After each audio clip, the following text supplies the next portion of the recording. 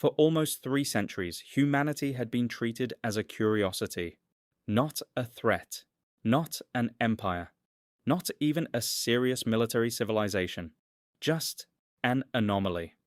A species from a violent little water world orbiting an average yellow star at the edge of a forgettable spiral arm. The great powers of the galaxy laughed at Earth.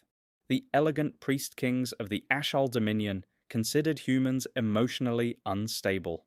The cold machine intellects of the Vey Consortium viewed humanity as biologically inefficient. The towering war clans of the Dragor Imperium called humans short-lived mammals with delusions of greatness. And yet, every simulation involving humanity ended the same way. No matter the enemy, no matter the odds, no matter the technological disadvantage, humanity survived, sometimes barely, sometimes bloodied, sometimes reduced to ashes, but always alive. That terrified the galaxy more than any fleet ever could, because the galaxy understood power. It understood advanced weapons, planet crackers, quantum lances, star forges. But resilience, persistence, the willingness to crawl through hell simply to keep fighting, that was uniquely human. And so, eventually, the Galactic Council demanded answers. Not through diplomacy, not through curiosity, through fear. They summoned Earth to the Hall of Civilizations, a colossal chamber orbiting the galactic core itself, where empires unveiled their greatest achievements before the stars. The Ashol displayed suns trapped in crystal spheres. The Vey Consortium demonstrated fleets controlled by a single synthetic mind. The Dragor Imperium brought living warbeasts capable of devouring cities. Then humanity arrived. No grand fleet, no enormous escort, only one ship. Small, dark, silent. And that silence made the entire council uneasy, because every species in the galaxy knew one thing: predators that advertise themselves are rarely the most dangerous. Chapter 1: The Galaxy's Expectation. The council chamber stretched for kilometers beneath an artificial sky, glowing with drifting nebula projections. Thousands of delegates watched from floating platforms. Some came to mock humanity. Others came to study them. A few came because they were genuinely afraid. At the center stood the human representative, Admiral Elias Ward. No ceremonial armor, no jeweled robes, no crown, just a black military uniform with silver insignia and tired eyes. That unsettled them too. The galaxy respected displays of status. Humans displayed competence instead. The High Chancellor of the Council rose slowly. Its species had translucent skin and 6 luminous eyes that pulsed with authority. Humanity, it declared. Every civilization that joins the Galactic Accord unveils its supreme instrument of war. Murmurs echoed through the chamber. The Chancellor continued. The galaxy has shown you ours. Now you will show us yours. The room darkened. Massive holograms appeared overhead. Ancient weapons of galactic history rotated above the delegates. World eaters, moon crushers, solar collapse engines. Weapons designed not merely to kill armies, but to erase civilizations.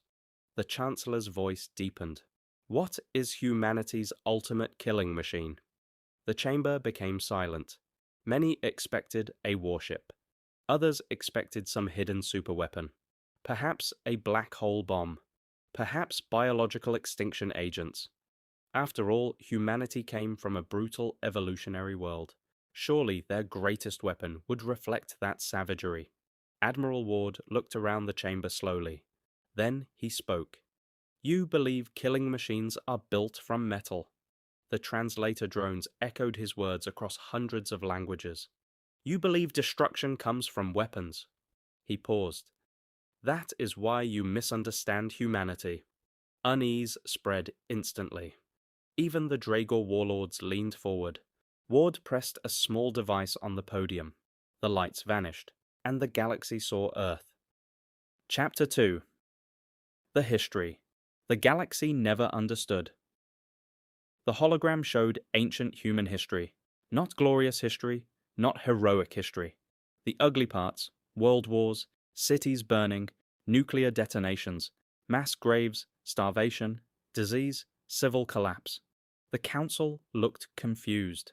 Why would humanity reveal weakness? The images accelerated. More wars, more disasters, economic collapse, climate catastrophe, civil unrest, artificial intelligence rebellions, orbital conflicts, Martian independence wars. The galaxy watched humanity nearly destroy itself over and over again. The Chancellor finally interrupted. "This is your shame?" Admiral Ward answered quietly. "No." The hologram changed again.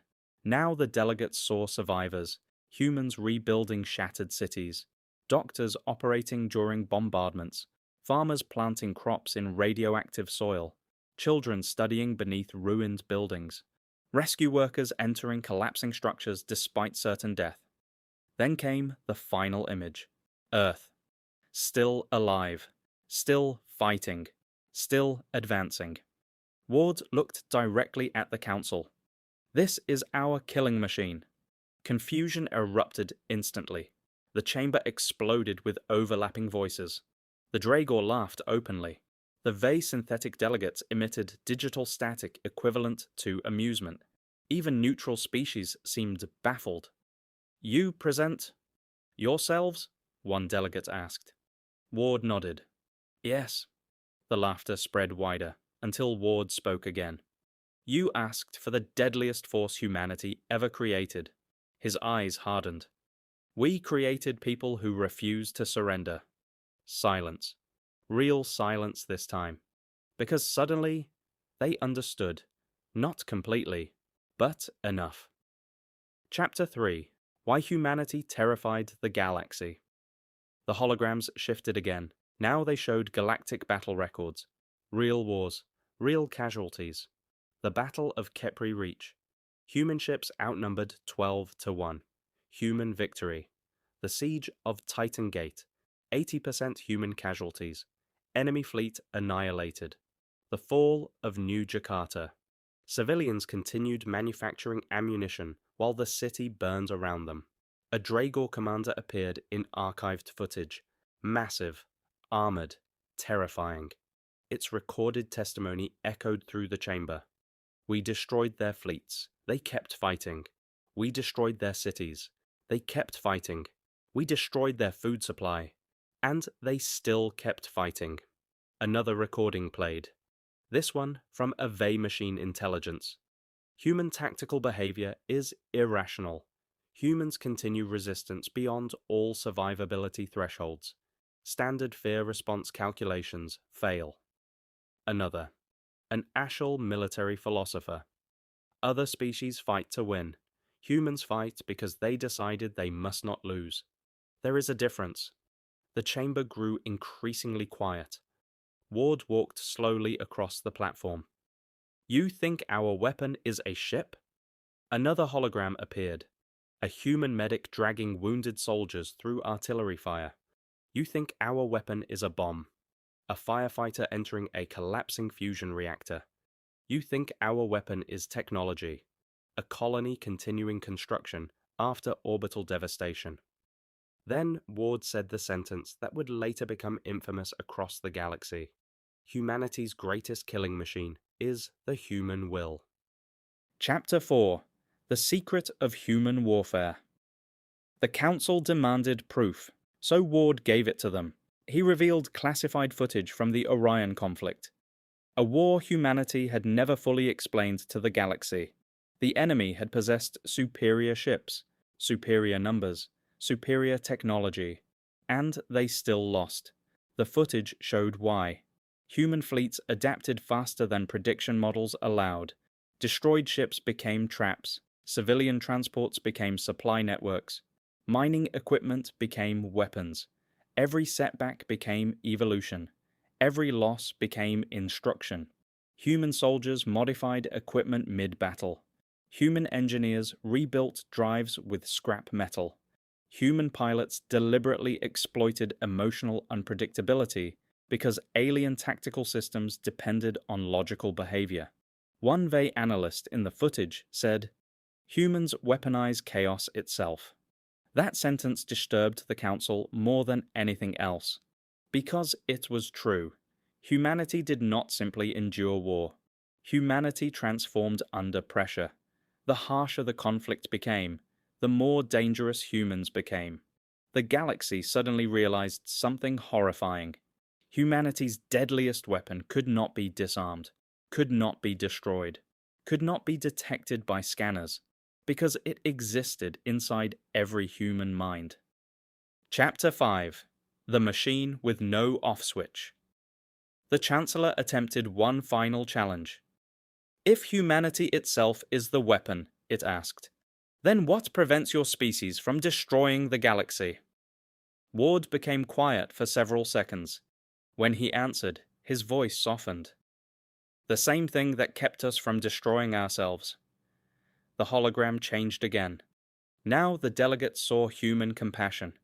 Aid ships entering plague zones. Humans rescuing alien civilians during wars. They did not start. Terran medics treating enemy soldiers.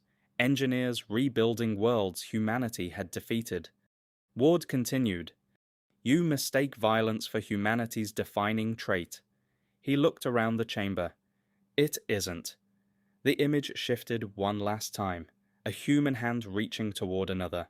Different species, different worlds, helping each other stand. "Our greatest strength," Ward said, "is that even after everything, we still choose to care." No one spoke. Not the warlords, not the machine minds, not even the Chancellor. Because the galaxy finally understood the truth. Humanity's killing machine was terrifying not because it destroyed worlds, but because it could survive becoming one, and still choose mercy afterward. Chapter 6: The Day the Galaxy Changed. The meeting ended without applause, without ceremony, without challenge. The delegates simply watched humanity leave, and for the first time in galactic history, the great powers were afraid of Earth. Not because humans possessed the biggest fleets, not because they had superior weapons, but because humanity had mastered something far more dangerous: purpose. Every civilization in the galaxy had built machines to protect themselves. Humanity built resilience, and resilience could outlive empires. Years later, historians would describe that gathering as the moment the balance of galactic power changed forever. Not through conquest, not through intimidation, but through revelation. The galaxy had asked humanity to unveil its ultimate killing machine, and humanity revealed something no empire could comprehend. A species capable of suffering endlessly, adapting constantly, fighting impossibly, and still remaining human. The final transmission. Decades after the Council gathering, a transmission from an unknown frontier, war reached every major civilization. A small human colony had been surrounded by overwhelming enemy forces. No escape, no reinforcements, no hope. The attackers sent a final message: surrender. The human commander responded with only one sentence, a sentence now carved into monuments across hundreds of worlds: "You still think the weapon is our ships." Then the transmission ended, and the war began.